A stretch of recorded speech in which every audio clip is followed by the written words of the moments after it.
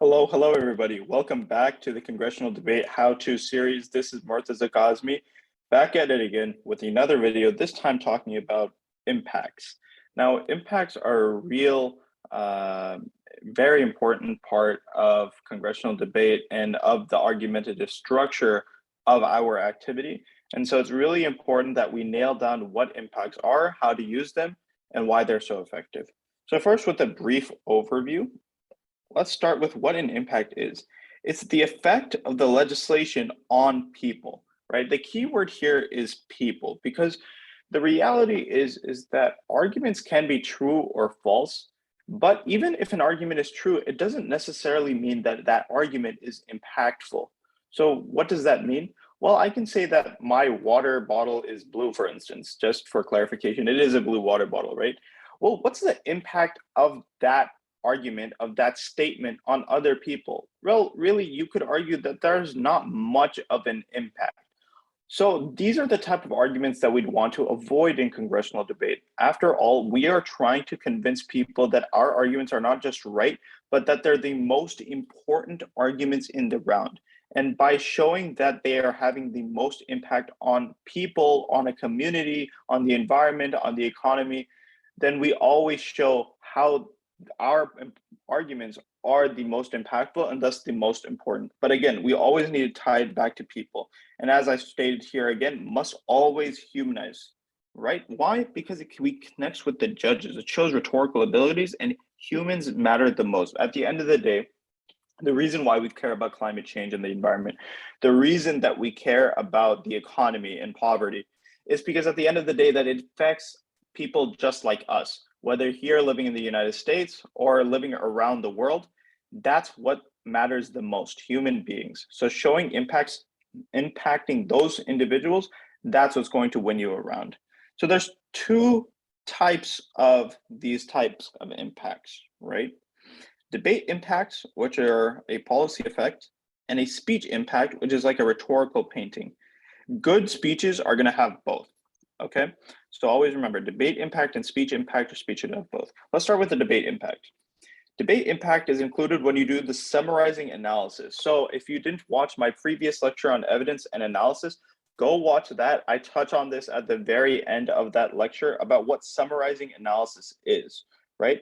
And it should be a quantified impact, meaning that it should have some number associated with it. So for example, last time we went to war with X country, X amount of people died, right? So having a specific number that gives something concrete for the judges to understand.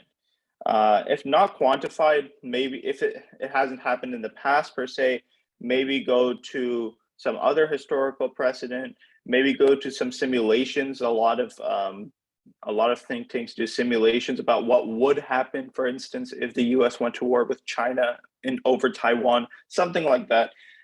That can be very effective. And it can be positive or negative, but we prefer positive impacts because psychologically we like to hear the good rather than the bad, right? So for example, this is really easy for the affirmative. Just say, okay, this is what the legislation does on the benefit. If you're on the negation, one, you can show how bad this legislation is, but you could also show how good the status quo is and what passing today's legislation will lead us to. That'll still give you that positive impact that we would want. So this is the debate impact, pretty simple. And again, if you don't really understand, I detailed this a lot more in my previous lecture, and I actually give you a template on how to do this. Well, then what's the speech impact? Well, speech impact is about humanizing. Humanizing is a key word when it comes to impacts because we want to humanize. We want to connect back to human beings. And it's the use of rhetorical devices like from your English class, right?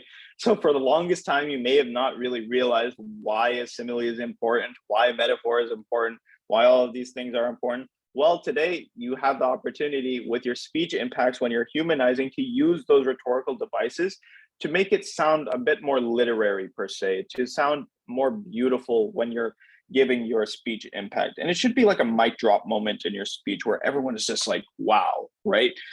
So if you go to nationals rounds, you'll see at the very end of their speeches, especially the people that perform the best in those rounds, they have this sort of a speech impact where it sounds almost like prose, like it sounds like poetry, that, you know, it sounds just beautiful and mesmerizing to watch.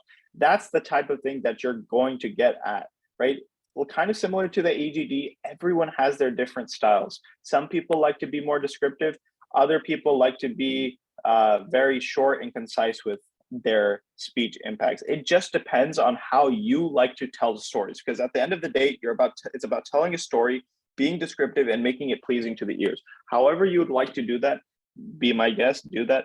But your opportunity is for creativity in this part of the speech. This is where you can really stamp in that this is your speech and not someone else's speech.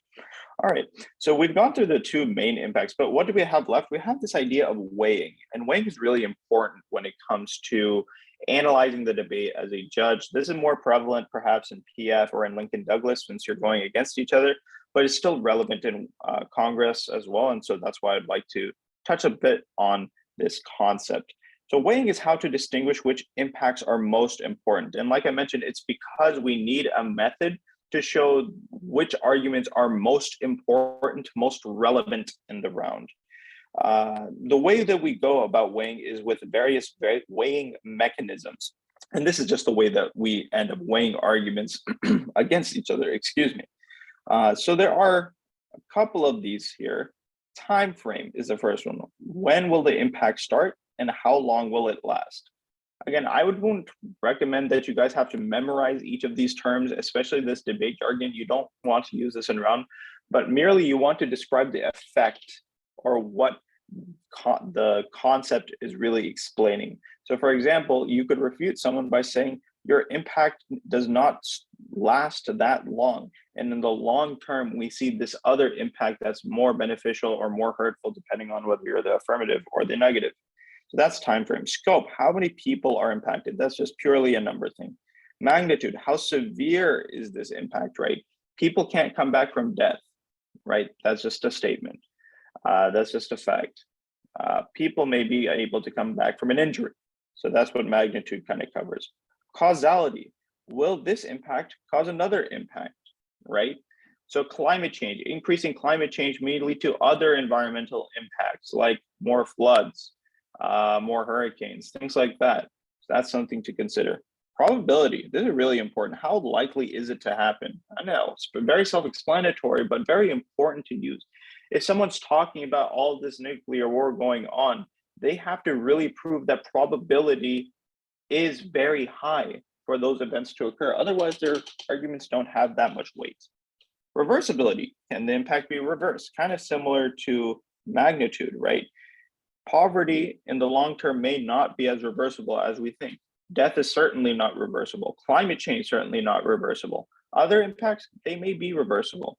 So depending on your answer to that question, then you can weigh that argument. And short circuiting, will the impact prevent another impact, right? Just kind of like, is this a solution that will prevent whatever, right? So again, use these debate impacts and speech impacts as a way to compare impacts in the speech, either your impact or someone else's impact, and use these weighing mechanisms to as a kind of sort of refutation against other people's impacts, other people's arguments as well. Well, I hope you guys enjoyed this lecture. This is the end of the impacts lecture in the Congressional Debate How-To series.